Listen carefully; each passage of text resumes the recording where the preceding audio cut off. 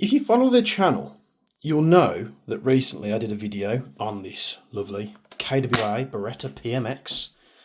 Very cool looking thing. Probably not as inexpensive as I would have liked it to be. You know, the fact that it's predominantly made of plastic or polymer, people like to say. I mean, I got this cheaper because I bought it abroad. I got this from WGC, but buying these in the UK, oh, Jesus Christ, they're expensive. But we can't talk about the Beretta PMX without talking about its heritage, where it came from. Now, at the same time as me buying the KWA Beretta PMX, I ordered a KWA MP9. And I received a Ksc Mp9. Now, I don't know whether, I mean, it even says KWA Ksc on the box. I don't know whether that's just a listing area on WGC. I don't know whether they didn't have KWA branded ones and it was just a Ksc. I mean, they're pretty much the exact same thing, aren't they? If those of you know the difference between the KWA and Ksc brands, put it down in the comments below. But I was always under the assumption that Ksc was predominantly for the Japanese market, KWA was everywhere else. But I could be wrong, so... At the same time, we're buying a PMX. I bought an MP9. Let's open this up here, and you'll see there is a hop tool which is in the toolbox downstairs, just because I took this to the range there. I didn't record any footage with it. MP9s have been around for a while now, so I didn't really feel like I had the need to. I didn't have quite the time to set the hop up and stuff like that anyway. I was just making sure it worked, which it did. So you get a manual in the box. You also get a little bag with a hop tool and stuff. Just that's in the toolbox downstairs. This is in Japanese. I believe that's Japanese. Correct me if I'm wrong. So that would kind of insinuate that this is for the Japanese market. I mean, you might tell me this is not Japanese, but it does look like it's in Japanese. So yeah, it's there's no English. It's I mean, it's pretty straightforward. You should know how to operate one of these things. If you don't, we're going to tell you how to do it in this video. So in the box, you get one gas magazine and you get the MP9 itself. You also get a little bag of BBs. Not sure what weight they are. I imagine it's a little bag of .2s or something like that. So let's get this out of the way. We ain't interested in boxes. So let's get the box out of frame. There. So I've always been a fan of like the classic MP9, the one with the grip on, because I've never seen the point of having a rail there to then put a grip on, unless you're going to use, I don't know, flashlights, lasers, stuff like that. But you do have a side rail for that. So I've always been predominantly a fan of the, you know, the normal MP9, not the railed version. And when you fold this compared to the rail version, the grip kind of sort of coexists with the stock, so it's just nice and comfortable there. So WTF is the KWA/Ksc Mp9. Well, it's a gas blowback SMG. It's been around for a long time now. You know, back when these were released, like I want to say it was like over a decade ago. I was actually working at another retail at the time. These were the hot thing to have. If you didn't have an MP9, you weren't, you know, in the special club, to say. So these were just absolutely everywhere. Now, if you go try and find one of these today, it's a little bit more difficult, which is why I had to source it from abroad. Now, there might be a couple of shops here and there that have them in stock, but, you know, you might find it a little bit more difficult. You might have to go abroad. So I went to WGC. This is a Ksc Mp9. It does indeed have the B&T markings. Cal 9x19. You've got Swiss made there. And what I like the fact that it doesn't say like made in China or Taiwan. It's quite, you know, realistic looking. So it's a gas blowback SMG.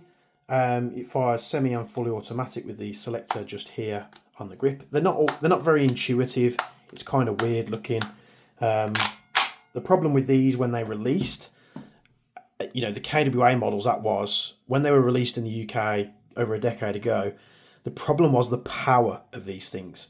So there's various ways that you could go and downgrade it. You could either go get, at the time, I think it was called the DangerWorks valve.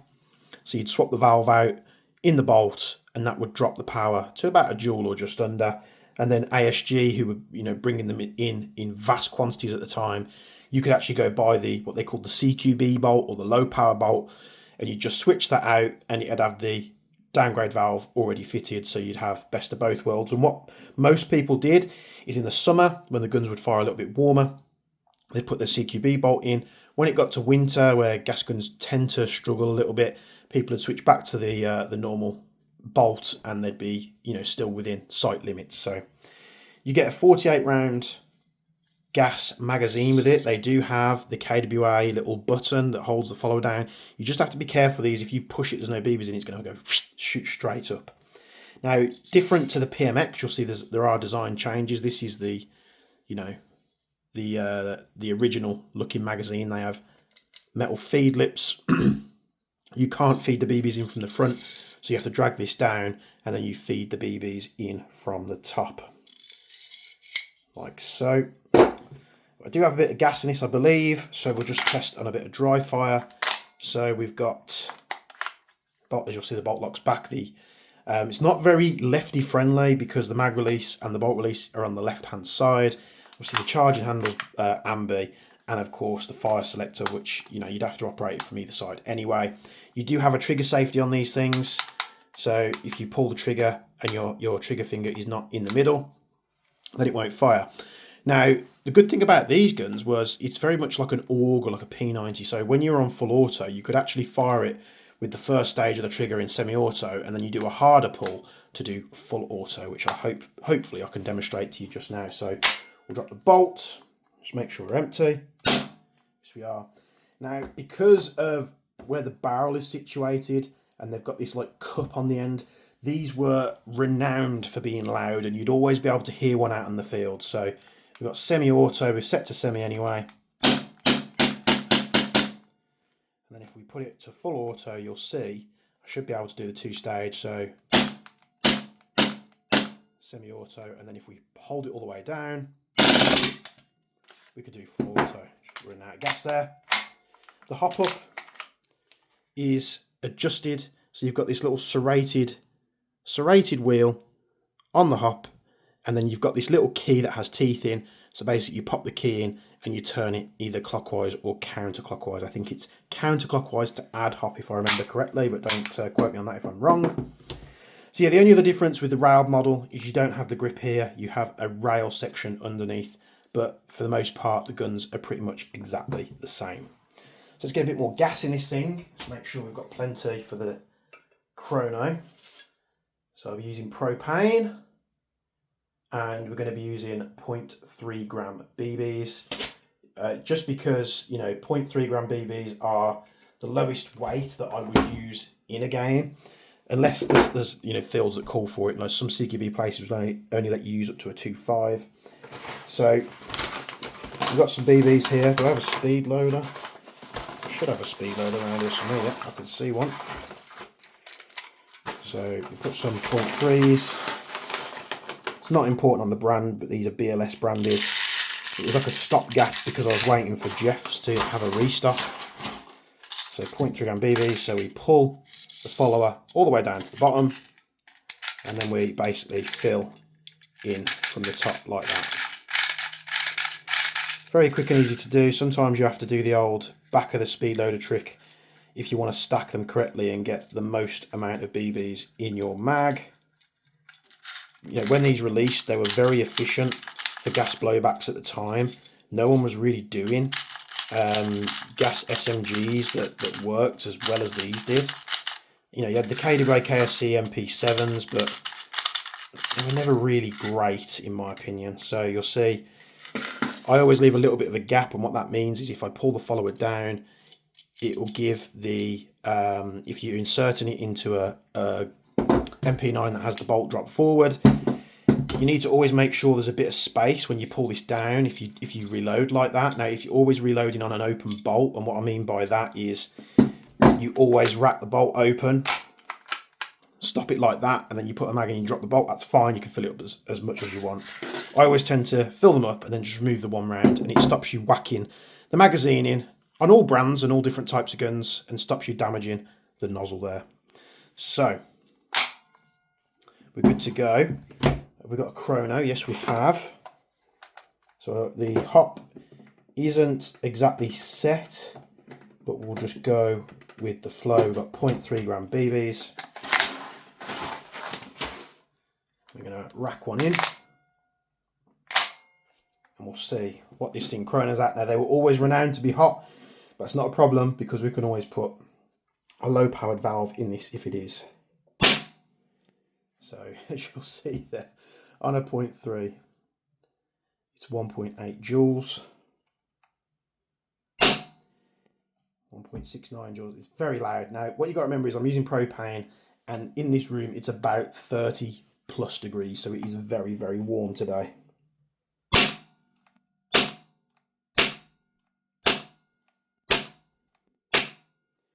we're just hovering about the 1.6 joule mark. Can we do a burst and get a rate of fire test? Probably not. This chrono doesn't like it, but we'll give it a go.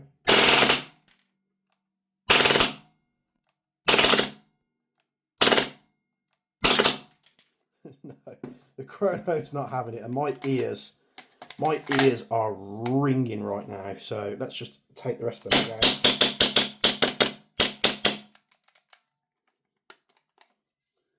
Do we have a malfunction? We do have a bit of a chewed up BB there.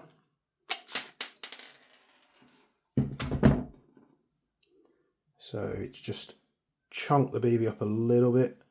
I'll chuck that in the bin. Try and carry on with our test. Might have just been a bad BB. It's always a chance of that. So yeah, wicked rate of fire on these things. They do come a little bit warm out the box. Now this does have the high flow valve in, which is strange because you'd think Ksc, if it's made for the Japanese market, they'd have the downgrade valve in, but that's not a problem.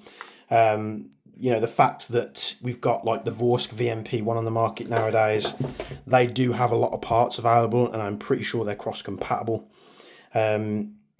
which, you know, we can do that if we need to. It's not going to be difficult to run, you know, a little downgrade valve off the lathe or something like that to downgrade the power. Perhaps I'll be toying with that in some future videos.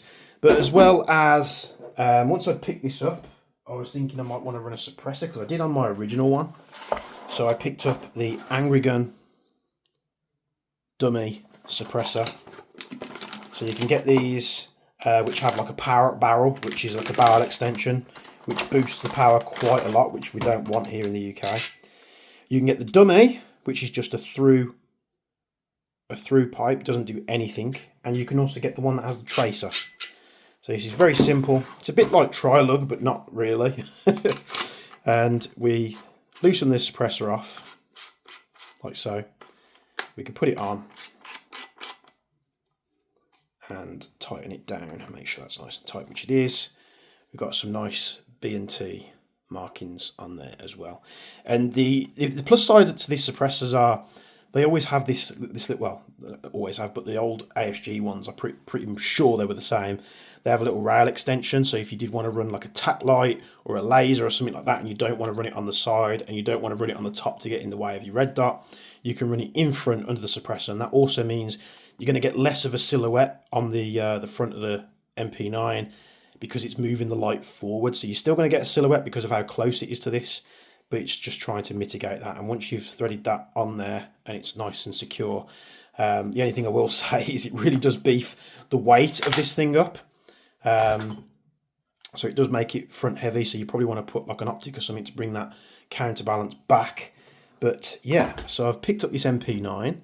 At the same time, I picked up 4 KWA mags. So these say manufactured in Taiwan. They've got this weird brownish, probably might not come through on camera, but to me they look brown.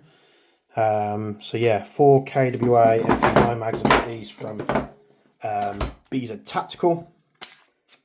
So you'll see the Ksc one is different in colour. It looks the same in terms of how it's manufactured, how it, you know, its aesthetics. It doesn't have the manufactured in Taiwan laser etch in there, but everything else pretty much looks almost identical. And you'll see there, that's where the BB got caught up, so I have to just clean that and make sure it's okay.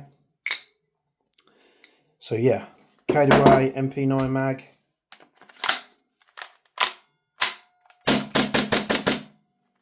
Works fine. We'll just go through and test these real quick.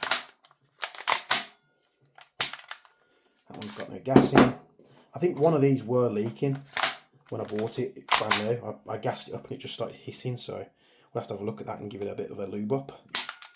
Unless I just forgot to gas them up. I have to test all these. So yeah, them three got no gas in. This one has.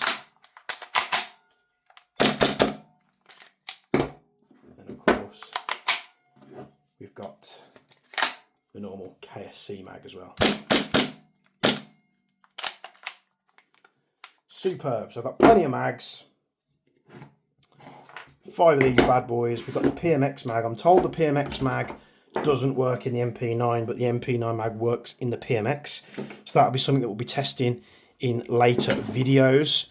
Anything, I mean, this isn't a new release by any means, but if there is anything you guys want to know about buying an MP9 in 2024 and beyond, let me know down in the comments below. Anything you want me to test for this, let me know.